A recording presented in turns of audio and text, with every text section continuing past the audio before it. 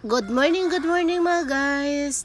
Sayo ko yung mata mga guys kay nagluto ko sa baon sa kong mga anak. Pero pagawas na ko sa balay mga guys, kini ako nakita nga kaangayan buyag sa panganod linaw kaayo. Kaangayan sa panahon mga guys no. Yan. Nagkuha kong video para ma-share ko sa inyo ang kaangayan buyag sa langit nga kakuan kalinaw. Yan, may star pa ngit-ngit pa kasi, ngit-ngit pa ni kay kuan pa, mga alas 5 pa siya. Pero muna ni akong nakita na hinggawas na ang panganod mga guys.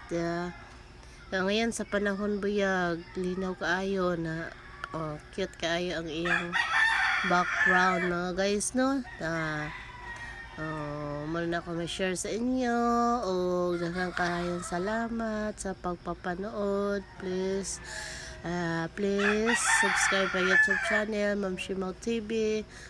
Kini guys, buntag na ni siya guys, mga bago mag 6 muna ni siya, hayag na siya kay ganiha katako nakuha mga 5 pa to siya, kaya medyo madilim pa. Pero kini muna ni hayag na siya kay 5:30 to 6 na siya guys. Muna ni siya guys ang ihang color sa langit na may pagkapula-pula nga sky blue, may pagka-blue.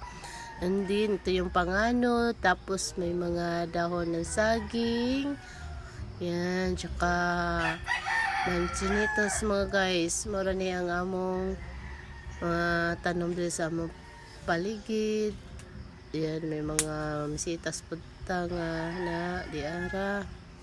Pasensya naman sa among saging mga guys, nasira-sira ang mga dahon kay tungod sa pila ka buwan din inuwanay niya kusog kayong hangin mana na sira ang mga dahon sa saging.